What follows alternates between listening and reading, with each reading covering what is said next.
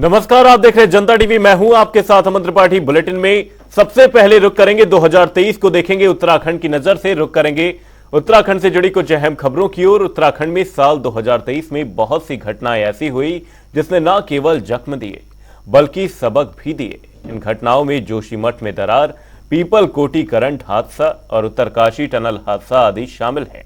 जानिए किस तरह की थी ये घटनाएं जिसकी वजह से देश और दुनिया की नजरें उत्तराखंड पर गड़ी रही। देखिए एक खास रिपोर्ट।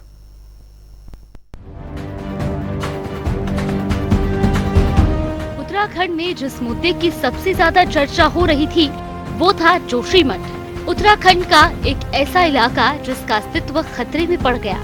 उत्तराखंड के प्राचीन शहर जोशीमठ के घरों में अचानक दरारें आ गई थी।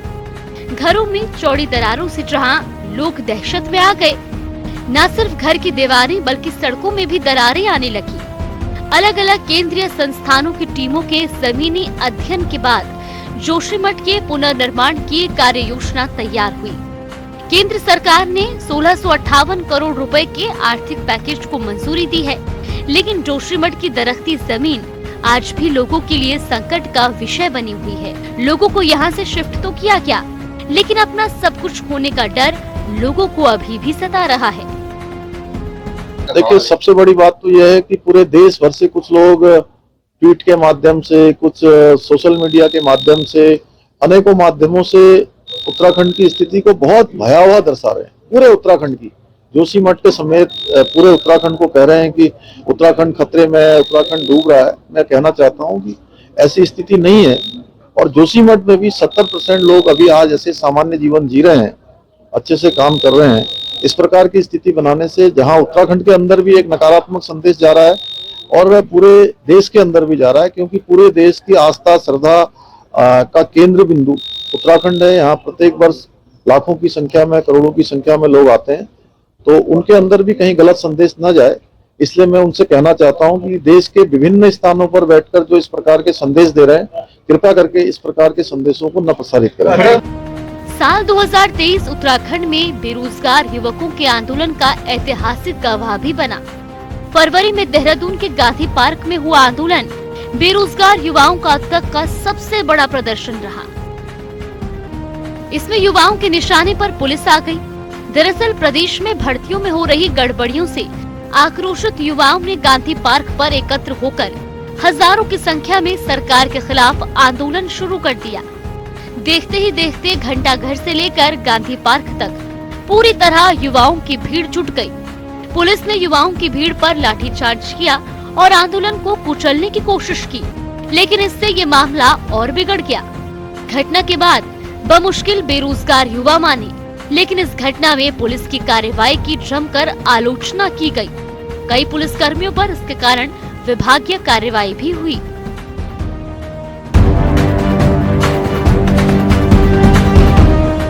मार्च महीने में उत्तराखंड के लिए कई ऐतिहासिक फैसले हुए। ग्रीष्मकालीन राजधानी गैरसैंण में जब भी विधानसभा का सत्र होता है तो वहां कोई न कोई इतिहास रचा जाता है।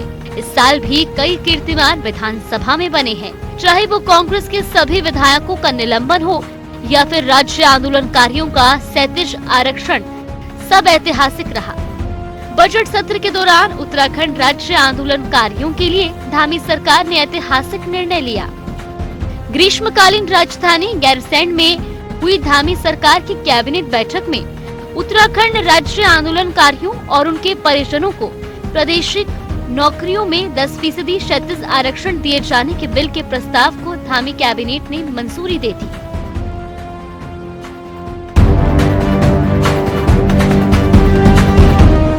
अप्रैल महीने में उत्तराखंड सरकार को बड़ा झटका लगा। सीएम पुष्कर सिंह धामी की कैबिनेट सहयोगी कैबिनेट मंत्री चंदन रामदास का निधन हो गया। चंदन रामदास के निधन के बाद भाजपा ने कुमाऊं में दलित का बड़ा चेहरा खो दिया। इसके साथ ही सबसे पहले कैबिनेट में खाली चल रही कैबिनेट की 3 सीटें बढ़कर अब 4 हो गई हैं। इसके साथ ही लैंड जिहाद के विरुद्ध मुख्यमंत्री धामी के सख्त रुख अपनाने के बाद शासन ने भी कार्रवाई तेज कर दी।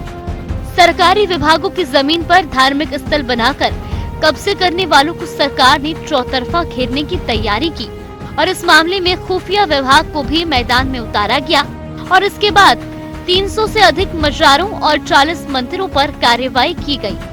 हालांकि अतिक्रमण हटाने के नाम पर किसी का उत्पीड़न नहीं होगा। लैंड जिहाद पर कार्रवाई जारी रहेगी। सीएम धामी ने प्रदेशवासियों को इस बात से आश्वस्त किया था। अतिक्रमण हटाने के नाम पर किसी भी व्यक्ति का उत्पीड़न नहीं किया जाएगा, लेकिन वन भूमि में लैंड जिहाद के रूप में जो प्रतीक खड़े हैं उनके खिलाफ कार्रवाई जारी रहेगी। मैं समस्त राज्यवासियों को आश्वस्त करना चाहूँगा कि सड़क के किनारे राजकीय भूमि में अतिक्रमण हटाने के नाम पर सरकारी मशीनरी द्वारा किसी भी प्रकार से नागरिकों का उत्पीड़न नहीं किया जाएगा। किसी के भी वैध निर्माण में किसी भी तरह की तोड़फोड़ नहीं की जाएगी। जिलाधिकारी सुनिश्चित करेंगे कि किसी भी विभाग द्वारा किसी भी नागरिक का उत्पीड़न न हो। लंबे समय से परिचय, वो बीजेपी में नहीं थे तब भी मेरे लिए वैसे ही थे, और जब मैं 2007 में बीजेपी लाया और तीसरे दिन ही मैंने उनको टिकट दिया, MLA बने, आज वो मंत्री बने। इसलिए मैं सोचता हूँ कि जैसे माँ को दुख होता है अपने बेटे के जाने पर, ऐसे मुझे भी, क्योंकि वो बहुत ही, मुझे तो ऐसा लगता था हमारे सारे विधायकों के वो चंदन थे, काम बहुत अच्छा जानते थे और काम लेना जानते थे और स्वभाव से वृद्ध थे। विषय रहते हैं वैसे तो जनता के साथ हमेशा जुड़े रहे, हमेशा उनके साथ ध्यान आता था, सरकार को प्राथमिकता है। और मैं कह सकता हूँ भविष्य में जो भी ऐसे विषय आएंगे तो निश्चित रूप से उनके सम्मान में जो भी हो सकता है हम सब करने का प्रयास करेंगे। मई में 3 घटनाएं सामने आती हैं। यूके SSSC पेपर लीक मामले में उत्तराखंड STF को बड़ी सफलता हासिल हुई। यूपी के कानपुर से 45वें आरोपी राहुल को गिरफ्तार किया गया और इससे पहले 44 आरोपियों को सलाखों के पीछे भेजा जा चुका था। वहीं दूसरी घटना की बात की जाए तो उत्तरकाशी के पुरौला में सामने आए नाबालिग लड़की को भगाने के मामले में इतना तूल पकड़ा कि देवभूमि की शांत फिजाओं में नफरत और सांप्रदायिकता का जहर घुलता चला गया। विरोध प्रदर्शन, तोड़फोड़, पोस्टरबाजी के बीच महापंचायत रोकना पुलिस प्रशासन के लिए चुनौती बन गया था। हालांकि इस मामले में शुरुआत में काफी हद तक पुलिस असफल रही, लेकिन बाद में पुलिस ने मामले को बमुश्किल संभाल लिया। वहीं तीसरी घटना की बात की जाए तो 2022 के विधानसभा बैकडोर भर्ती मामले में बर्खास्त 228 कर्मचारियों को सुप्रीम कोर्ट से राहत नहीं मिली है। सुप्रीम कोर्ट ने 1.5 मिनट में ही SLP को खारिज कर दिया, यानी विधानसभा अध्यक्ष रितु खंडूड़ी के फैसले पर सुप्रीम मोहर लग गई है।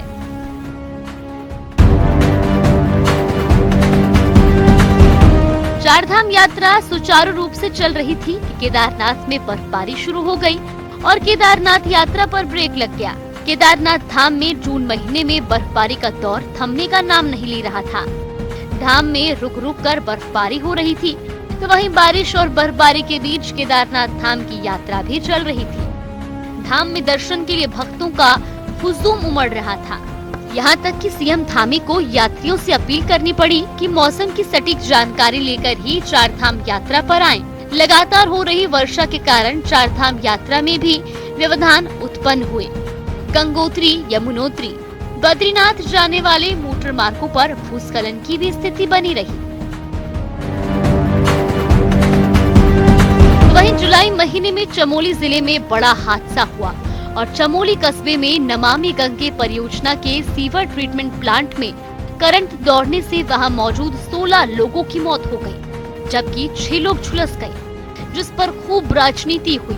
मुख्यमंत्री पुष्कर सिंह धामी ने चमोली घटना में मृतकों के आश्रितों को 5-5 लाख रुपए और घायलों को 1-1 लाख रुपए की राहत राशि देने का ऐलान किया और मुख्यमंत्री पुष्कर सिंह धामी ने हादसे को लेकर मजिस्ट्रेट जांच के आदेश दिए, जिसके बाद चमोली के एडिशनल डिस्ट्रिक्ट मजिस्ट्रेट अभिषेक त्रिपाठी ने अपनी जांच रिपोर्ट सरकार को सौंपी और बताया कि STP प्लांट की व्यवस्था बिजली मानकों के मुताबिक नहीं थी। STP का रखरखाव करने वाली 2 कंपनियों को इस घटना के लिए जिम्मेदार ठहराया गया। अगस्त महीने की बात की जाए तो एक बड़ा सड़क हादसा देखने को मिला।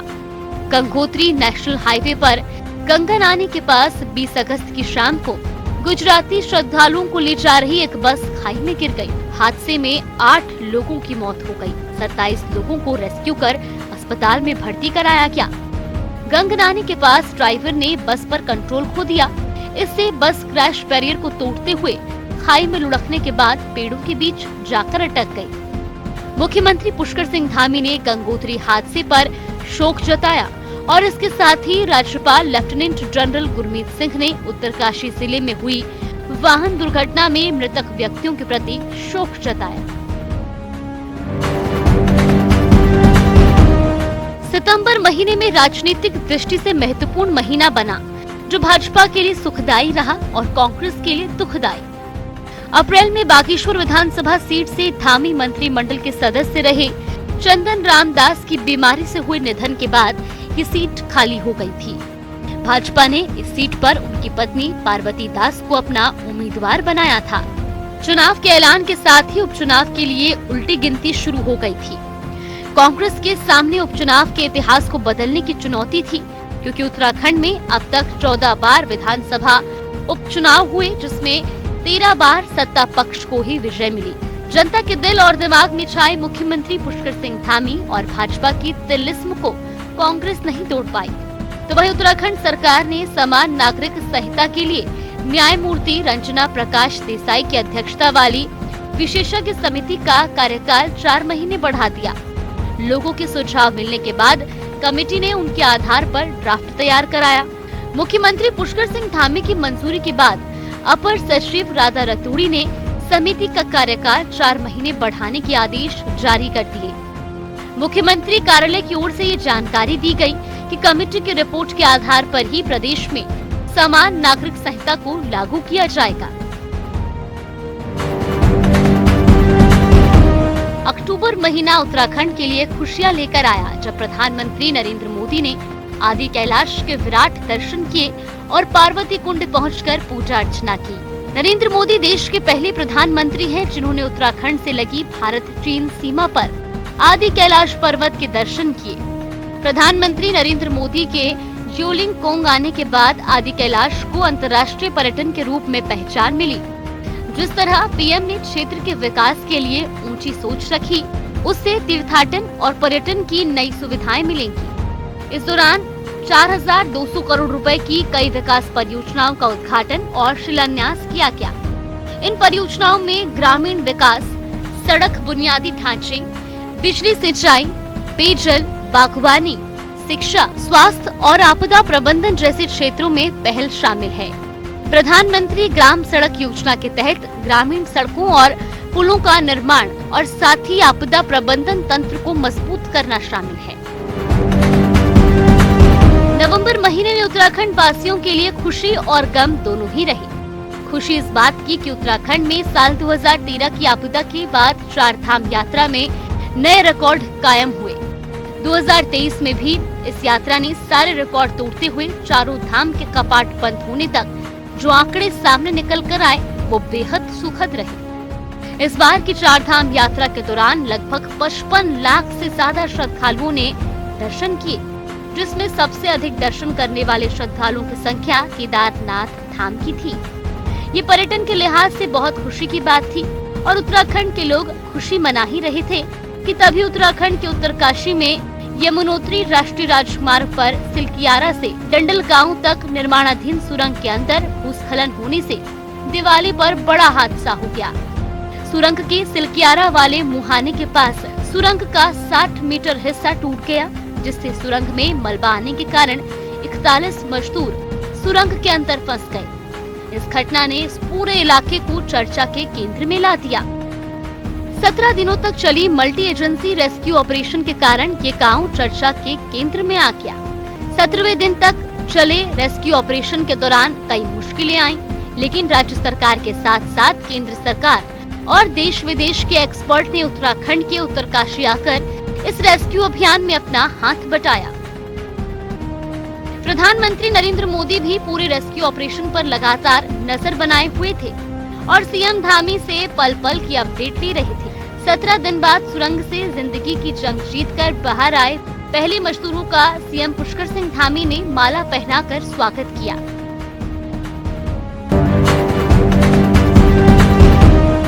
दिसंबर महीने में पहले पखवाड़े में ग्लोबल इन्वेस्टर समिट का आयोजन हुआ, जिसका उद्घाटन देश के प्रधानमंत्री नरेंद्र मोदी ने किया और समापन देश के गृह मंत्री अमित शाह ने किया।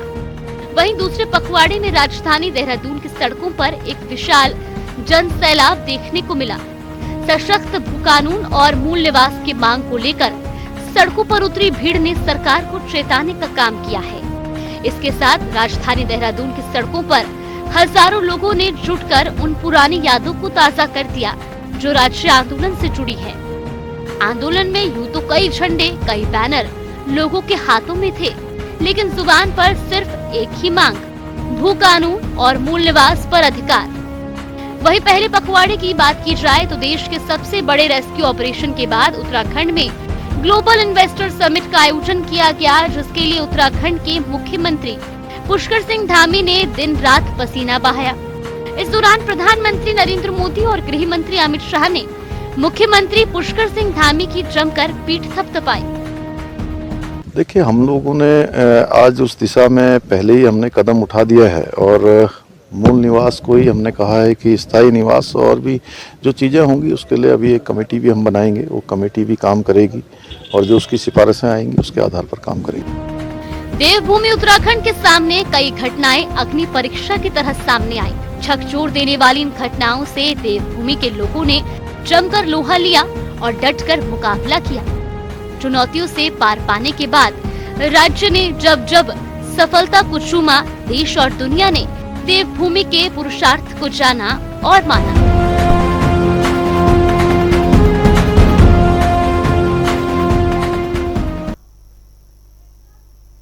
बुलेटिन में फिलहाल के लिए सिर्फ इतना ही। कहीं जाएगा नहीं, जनता डी पर खबरों का सिलसिला रहेगा जारी। तब तक के लिए नमस्कार।